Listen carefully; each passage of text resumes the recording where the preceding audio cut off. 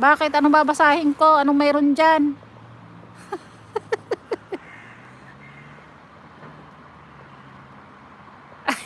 Nabingi, ang lakas mo ng boses ko. Kala ka ba tutulog ka na?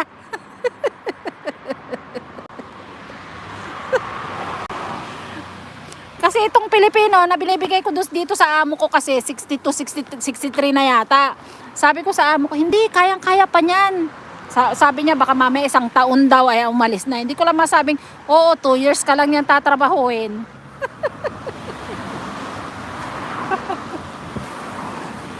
Ay nako, grabe ang bunganga nitong kausap ko. Kung makaputa, ay grabe. Sabi niya, ay putang ina. Sabi niya, visit. Hindi ako sanay sa mura, guys. Ito mukhang mapangmura. May pinag-uusapan ba naman kami? Sasabi niya, putang ina. Sabi niya, putang. Masasanay ba ako dito? Ang tanda-tanda na niya kung makamura, grabe. Ewan ko sa kanya, bahala siya.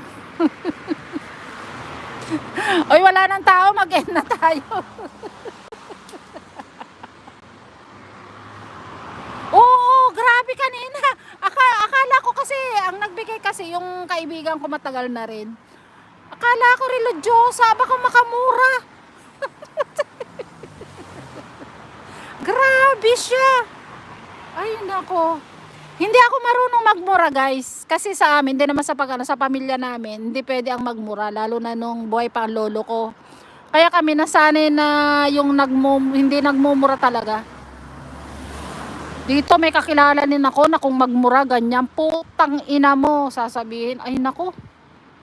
Di ako maanong ganyan. Uy, mag-end na tayo. Saka dadaldal. Ano na ako, 5 oras na akong live. Mamaya na ako magla-live ng ano. Tanggalin ko na yung nakapin. Maya ako mag-live ng ano ko, yung screencast. Titingnan ko kung yung bola ang iano ko o iba. Bahala na. Oh, teka, mag-ano muna ako. Tapos mag-end na tayo, guys. Ayan na, padating na yung bus ko.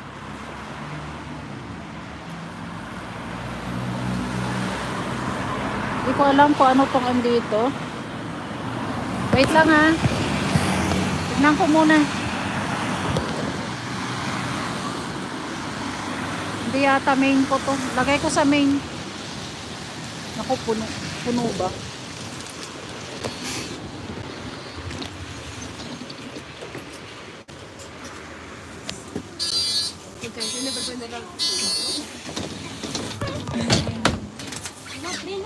Mag-change lang ako, guys.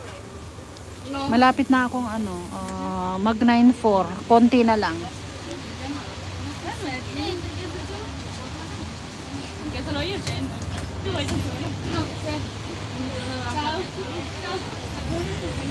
Uy, ba't bigla naman dumami? Ano ba yan?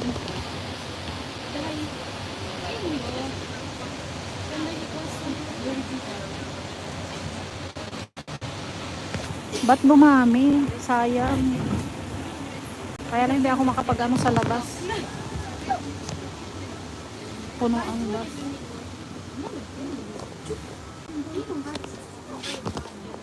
Sino pa bang andyan? Tinan ko nga muna kung ilan pa bago ako mag-ano.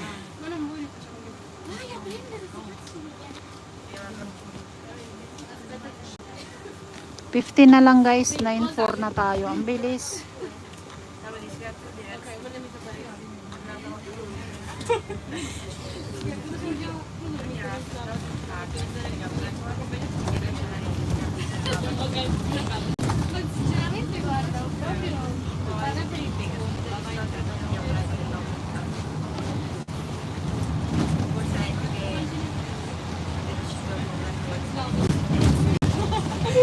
May nakuha naman akong 6 na subscriber.